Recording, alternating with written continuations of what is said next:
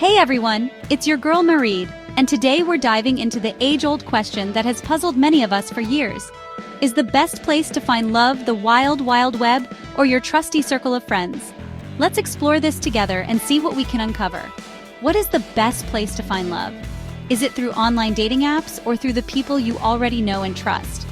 The internet offers endless possibilities and a vast pool of potential partners. But can it really compare to the connections you make in real life? Now, I know what you're thinking. Lily, you're single? What do you know about love and relationships? And to that I say, hey, I've had my fair share of almost relationships and awkward first dates, okay? I'm practically an expert in navigating the ups and downs of modern romance. So, whether it's swiping right or meeting someone through a friend, I've got some insights to share.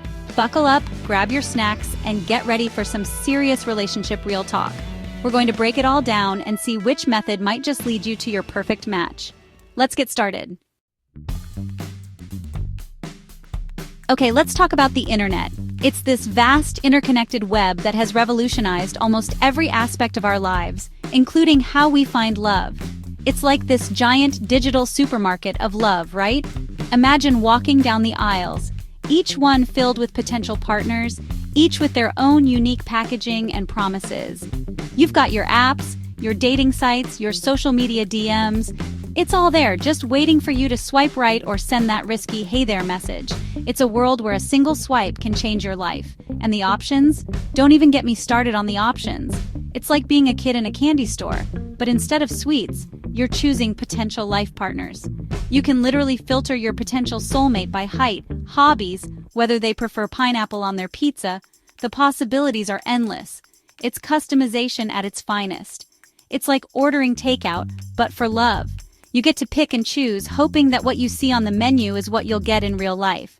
You get to browse through menus, read reviews, okay, maybe stalk their Instagram, and pick and choose who you want to try out. It's a whole new level of dating. No more awkward setups by your auntie who thinks you're still single because you're too picky. Now you have the power to choose, to explore, and to find someone who truly matches your vibe. But hold up, before you go creating that perfect profile with all your best angles and wittiest bio, let's talk about the flip side. The internet, while a treasure trove of possibilities, also has its pitfalls. See, the internet can be a bit of a catfish pond. It's a place where appearances can be deceiving and not everything is as it seems.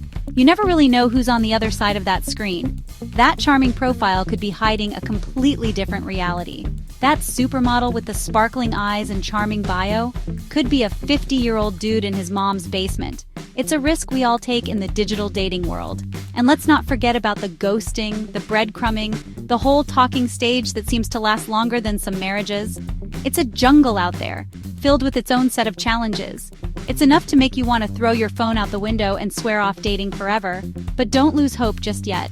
But then again, there are success stories, right? Stories of people who found their perfect match online and are now living their happily ever after. Those couples who met online, fell head over heels, and are now living their best lives, posting annoyingly cute couple selfies all over Instagram. It's proof that it can work. And that's the thing about the internet, it's a gamble. You never know what you're going to get, but sometimes the risk is worth the reward. You could strike gold and find your soulmate, or you could end up on a date with someone who still lives with their parents and collects troll dolls. It's all part of the adventure. So, how do you navigate this digital dating jungle? How do you increase your chances of finding someone genuine? First off, manage your expectations. Understand that not every match will be a perfect fit, and that's okay. It's all part of the process. Don't go in expecting to meet Prince Charming or Cinderella on day one. It's a process, people. Second, be yourself. Authenticity is key. Don't try to be someone you're not just to impress someone online. The right person will appreciate you for who you are. And finally, trust your gut. If something feels off, it probably is.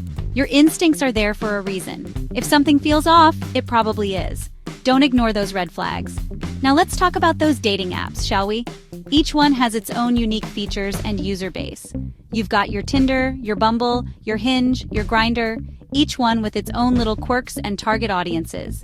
It's important to find the one that suits your style. It's like trying to choose a cereal at the grocery store. Do you go for the familiar, comforting taste of Cheerios? Or do you venture out and try something new and exciting, like that weird quinoa granola with kale chips? Okay, maybe not the best analogy, but you get the point. Do you go for the familiar, comforting taste of Cheerios, or do you venture out and try something new and exciting, like that weird quinoa granola with kale chips? Okay, maybe not the best analogy, but you get the point. The choice is yours. Then there's the whole world of online dating profiles. It's an art form, really. Crafting the perfect profile takes time and effort. It's an art form, really. You've got to choose the right photos, write a bio that's both witty and charming, and somehow convey your entire personality in a few short paragraphs. You've got to choose the right photos, write a bio that's both witty and charming, and somehow convey your entire personality in a few short paragraphs. It's a delicate balance. It's like writing a resume, but for love. You want to put your best foot forward without coming off as too desperate or too aloof. And don't even get me started on the whole what to message first dilemma. It's a crucial first impression. Do you go for the classic, "Hey, how are you?" Or try to be more creative and witty? It's a minefield, I tell you. It's a minefield, I tell you. One wrong move and you could blow your chances. But hey, even if you don't find the one online, at least you'll have some hilarious dating stories to tell, right? Stories that will make your friends laugh and maybe even make you appreciate the journey.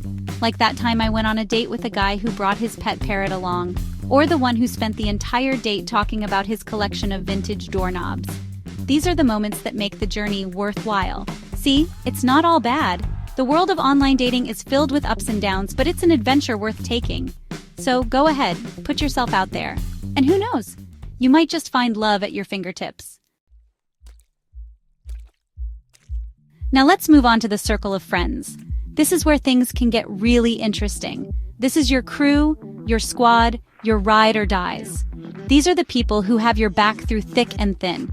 They know you better than anyone. They've seen you at your best, and probably your worst, and they're always there for you no matter what. They've been with you through the highs and lows, the laughter and the tears. So, it makes sense that they'd be a great source of potential love connections, right? After all, who better to understand your quirks and habits than those who have been by your side for years? Well, it's not always that simple. The dynamics within a friend group can be complex and sometimes unpredictable. See, dating within your friend group can be a bit like walking through a minefield blindfolded. Every step you take is fraught with potential pitfalls. One wrong step, and you could blow up your entire social circle. The stakes are high and the consequences can be severe. And let's be real, nobody wants to be that friend who ruined game night because of their messy breakup. The awkwardness can linger long after the relationship has ended. But on the other hand, there's something to be said for dating someone who already knows and gets along with your friends. It can make the transition from friends to something more feel seamless and natural. It's like skipping a few steps in the dating process. You don't have to go through the awkward phase of introducing them to your friends because they already fit in. Plus, your friends can be great judges of character. They can offer insights and perspectives that you might not have considered. They can spot red flags from a mile away and give you that much-needed reality check when you're blinded by love or lust. Their advice can be invaluable in navigating the complexities of a new relationship. Of course, the success of finding love within your friend group depends heavily on your friends. Their support and understanding can make or break the potential for romance. If you're part of a crew that's constantly hooking up with each other and leaving a trail of broken hearts in their wake, then maybe it's best to steer clear. The drama and tension can be too much to handle. But if you've got a solid group of friends who genuinely care about each other's happiness, then it could be a goldmine of potential love. Their encouragement and positivity can create a nurturing environment for romance to blossom. Now, let's not forget about the dreaded friend zone. It's a place we've all found ourselves in at one point or another. We've all been there, right? That moment when you realize that the person you're crushing on sees you as nothing more than a friend. It's a tough pill to swallow. That moment when you realize that the person you're crushing on sees you as nothing more than a friend. It's like a punch to the gut, leaving you feeling deflated and rejected. It's like being handed a participation trophy after running a marathon. You've put in all the effort, but the reward isn't quite what you hoped for.